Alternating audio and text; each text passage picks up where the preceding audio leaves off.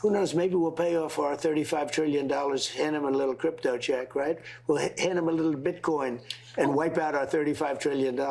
Education. And so when clients are interested in gaining access to these assets, we offer a range of ways for them to gain access, but we also provide a tremendous amount of education, helping clients to understand what these assets are, how to think about them as financial assets in their portfolios, and really offer them that level of assistance with education to give them information on how they want to assess their portfolio allocations. Mike, so Uber is announcing that it has signed a multi-year strategic partnership with Cruise. That's GM's autonomous driving unit. No financial details in this release, but this is just the latest in a string of autonomous deals that Uber has signed over the last few years. It also has a partnership with Waymo. That's Alphabet's robotaxi unit. Also partnerships in delivery and freight.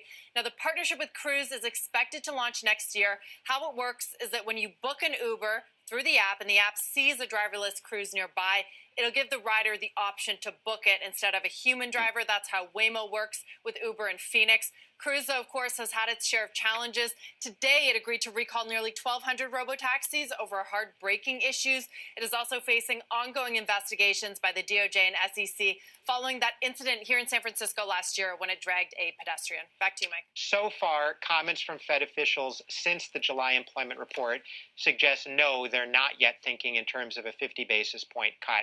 That in their minds, that seems to be a little bit more of a crisis type setting where you really need to solve a big problem quickly. And, I think they think fairly enough that we don't yet have a big problem. My guess is it's really the data more than Fed commentary that will result. We're in Jackson Hole right now. Slow. I think they're taking on risks they don't have to take. If they would move it down faster, and I know that, Steve said it's 25, 50, 25. I mean, if they go 50, 50, right. If they get back down towards that 3 grade, I actually think it's 3.5, a little bit higher than what they said. But the faster they get down, the lower the probability that they're going to have a recession and a significant slowdown in the economy. And that's basically, I would like them to explain what, with risk nearly balanced, why are they twice as high as they should be. Welcome to the Crypto Teacher. And I come back with that video just to make you think. Don't forget to like and subscribe to the channel. And make sure you're joining the Patrons. If you're not a part of the Patrons, make sure you're hitting the Cash App. And go like and follow the TikTok. And we have fidelity on Bitcoin and crypto. How quickly things have changed. Now we have the big banks, these institutions, buying crypto, educating their clients about crypto, and this is all for the new digital economy. And because we're in the space, we can clearly see it. But the sheep have no clue. The NWO has a legacy market that the masses are used to being in, and then on the other side, they have this new digital economy already running. And all they need is that crisis to bring in all the machines. And we have Uber and Cruise bring in a partnership for these driverless cars. I tell you all the time, this technology is ready to go. And that's the reason why we're going to hear the drums get louder. And who funds both sides? That's right, the central banks. And we have Jerome in the house tomorrow. Jackson Hole. But we know Jerome Powell is going to say it's going to be data dependent. Things are tightening up, but his favorite words, the economy is doing great. But we know that is definitely not true. And we have Jeremy Siegel again flip-flopping. Now says the Fed needs to lower rates ASAP in order to stop a recession. Guys, we've been in a recession since last year. Right now, we're in a Great Depression. You can look at all the statistics, credit cards, delinquencies, bankruptcies. You can see it all. We're in a Great Depression. Inflation is killing people's pockets. And then we have Scaramucci on Bitcoin. And guys, in that video is somebody in the back breathing heavy. It's not me. It's definitely funny, but it's not me. You can go and listen to the original video.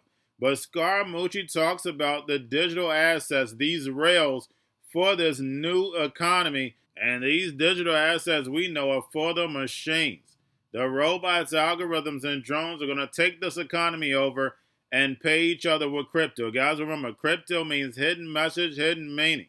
And is Trump better for crypto? Is Harris better for crypto? Guys, it doesn't matter who your president is.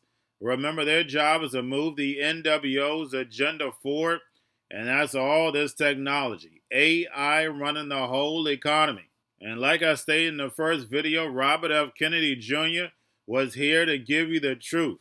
But we know the truth hurts and people don't like to accept it. But we know the crypto teacher gives you the truth, nothing but the truth. Yes, the truth hurts, but it sets you free. And remember, the crypto teacher told you, because he knows when it comes to the NWO, it's all planned out. You have a wonderful day.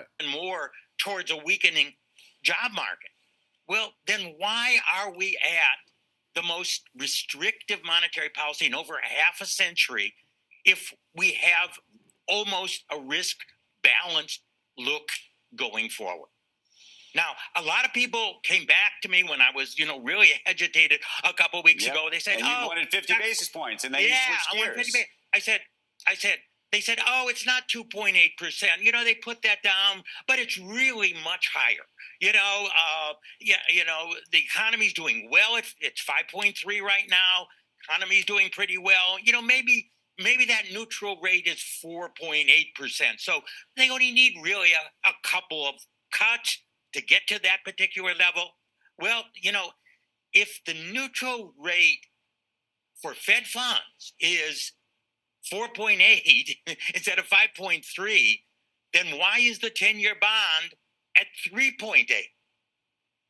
If you go through history, normally the 10-year bond is about 100 or more basis point above the neutral Fed funds rate, which would put it at 5.8. Wow, not at 3.8. Right. Something is sort of out of kilter here. So what's the answer?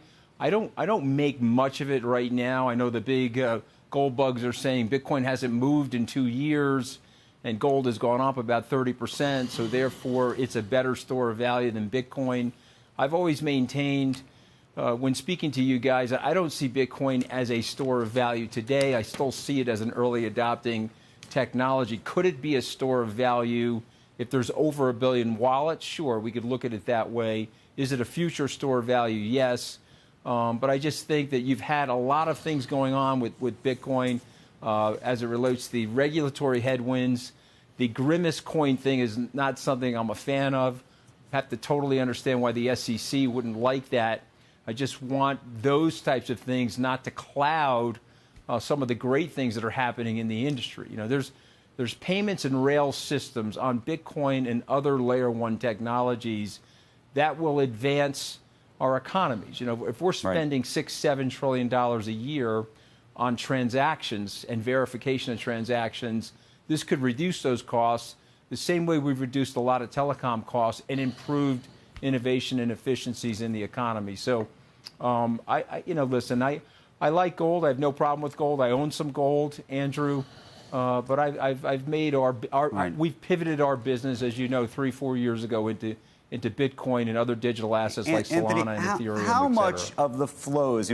Part of the bull case, at least the short-term bull case, has been that the introduction of Bitcoin ETFs was going to change everything. And so I'm curious, when you now look at sort of the price action on Bitcoin, how much of that is being driven by folks buying Bitcoin, the actual currency itself, versus folks who are buying ETFs and then those ETF funds turning around and having to buy or sell Bitcoin? So I think that's the central question, Andrew. But let's go back about a year. Bitcoin was hovering around 30-ish thousand. It was decimated in 2022 down to 17,000. And so the regulatory clearance for the ETF made it safe to go into Bitcoin for lots of institutional investors. And even places like Morgan Stanley are now allowing their financial advisors to solicit people on Bitcoin. And so we had BlackRock executives out here talking about this phenomenon. They got $23 billion. It's the most successful ETF launch in history. So So that's paving the way and making it more acceptable. So I think it's been very meaningful.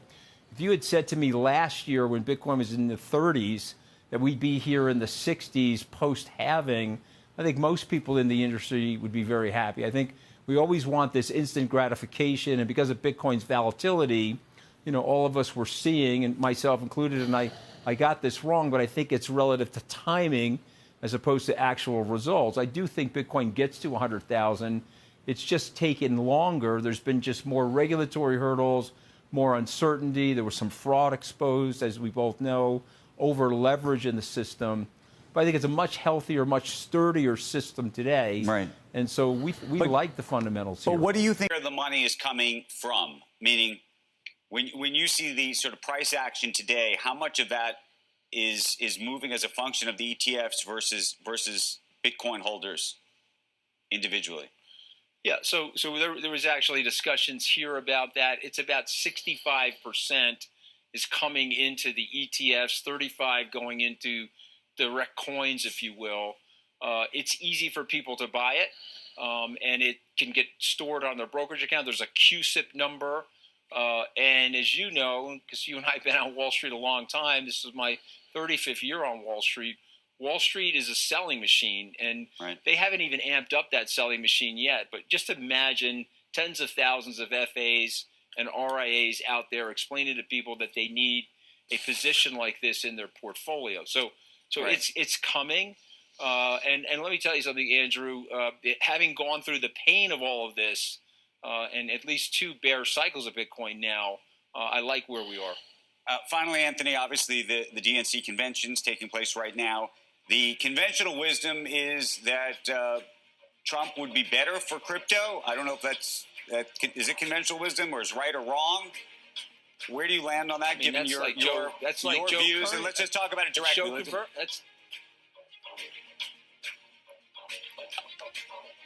I just like when at the beginning, Anthony, when you said we got a bunch of C-level guests here, and then you said C-suite level. It's like there's a huge difference between like a C guest and a C-suite.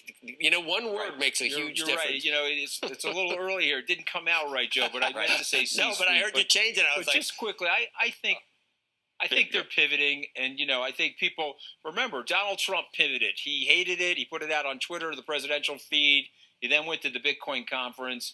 I do think that they are pivoting. Senator Schumer said last week at a Crypto for Harris, which I attended Zoom call, that he'd like to get legislation done by the end of this year. I don't know if that can happen or not. I don't know the Congress as well as he does. But I do see this clearing. I do see this being something that has bipartisan support going into 25 and 2026. Going to a different economy. And we're going to be learning more about that as we go. But clearly, we're learning that things can be done from remote locations. We're learning that technology can replace people even more than we thought. We're not going back to the same economy. We're recovering, but to a different economy, and it'll be one that is more leveraged to technology. And I worry that is going to make it even more difficult than it was for many workers. In Silicon Valley, and my friends who work in technology know that what we did to the manufacturing workers, we are now going to do to the retail workers, the call center workers, the fast food workers, the truck drivers, and then even bookkeepers, accountants, insurance agents, lawyers, and on through the economy. So what happened to the manufacturing workers is a very clear sign. And so we'll import Chinese-based CBDC technology. So it's going to be CBDC in a box provided to you by the People's Bank of China. But every stock, every bond, every currency, every commodity, every piece of art, every private business, every piece of real estate will eventually be a token on a blockchain, an entry on a ledger, permanent and immutable. We will have truth instead of trust, and we will save over $7 trillion a year. 6 to 8% of global GDP is wasted by the friction of the trust industry that's necessary when you have dual entry accounting. With triple entry accounting, which is what a blockchain is, we get rid of all of that friction. It's a beautiful future. Like what you see in China and their social credit scoring systems, right? If we get identity wrong, it could be a tool to enslave humanity. And if we get it right, it could be a tool to liberate humanity, and as an American, I'm obviously rooting for the one that's on the side of freedom. Bitcoin is an international asset. And also, I do believe the role of crypto is it's digitizing gold. I actually believe this technology is going to be very important. Look at it. We have been part of a huge revolution in investing through ETFs. We believe that ETFs will be changing the whole way we invest. Many people still use it as a means, people are investing it for indexing. No, the majority of people who are putting money in in ETFs are active investors that are buying exposure. The entire bond market is being transformed as we talk right now. I believe the next generation for markets, the next generation for securities will be tokenization of securities. And if we can have that distributed ledger that we know every beneficial owner, every beneficial seller, we all have our code of who's buying, who's selling, instantaneous settlement. And think about it, it changes the whole ecosystem. Chinese bank ICBC has been hit by a ransomware attack, and the U.S. Treasury market, as a result of that, has been disrupted. This, according to the Financial Times. We're getting it more right now with Bloomberg's Shonali Bassick. Shonali, what do we know? Listen, we have the Financial Times now reporting that ICBC, one of China's largest banks here, was hit with a ransomware attack. And remember, they're a very significant intermediary in the Treasury market. The SIFMA has told its members that this has been part of the reason here that the system is kind of clogged up, if you will, during that auction that we saw a little bit before. The attack had prevented ICBC, according to the Financial Times, from settling Treasury trades on behalf of other market participants. A large executive at a major bank also telling the paper that such a large party on the fixed income clearing corp creates major concerns, potentially impacting the liquidity of Treasury markets. Now, it was not just a poor auction. It was absolutely lousy, and when the dealers have to step in to save a treasury auction, that's a rare occurrence. And Cryptoteacher and the new World Order book, plus the 3 kids books. It's time to re-educate. Also, new to cryptos, Coinbase, Bitrue, Binance. Do not forget book links and crypto links are in the description. The stock channel, guys. Don't forget to go like, subscribe, spread everywhere. You have your Kobo, your chip stocks, your banking, your gaming. While everybody's sitting at home, get on stocks, the Seaver, the biotech stocks. And while everybody's at home wishing they were still getting that free money, what are they doing? Drinking and smoking weed. Don't forget about those stocks, and you have a wonderful day. The most powerful person in the world is the storyteller. The storyteller sets the vision, values, and agenda of an entire generation to come. Steve Jobs. And guys, you know I truly believe in this. When you look at the New World Order, they're the storytellers. And that's the reason why I wrote my New World Order book. But guys, now it's time to change the current generation. And I wrote 3 kids books. You know, I love the Trinity because I understand the power that's in it. So I have 3 books. We have an opportunity to change the generation, to educate, not just me, but I want to show you that I take action on a daily basis. And I want you to take action on a daily basis. Whether it's your job, whether it's in your community, we have an opportunity right now to educate the masses. I posted this on my Twitter account. Please share, but this is a short clip of the 3 books. There's going to be a clothing line and action figures. Please get these books for your kids, nephews, cousins, friends, so therefore we can start the re-education now. Because as we see, the 4th Industrial Revolution foundation is definitely here. Robots, algorithms, drones, taking humanity out the picture. We have to re-educate. But let's get into the video. Part 1. King Joshua and Drama Tam save the village. Part 2. King Joshua and Drama Tam save New York from COVID-33. Part 3. King Joshua and Drama Tam goes to China. It's mandatory to get part 1, part 2, and part 3 of this series. It's time to re-educate Generation Z.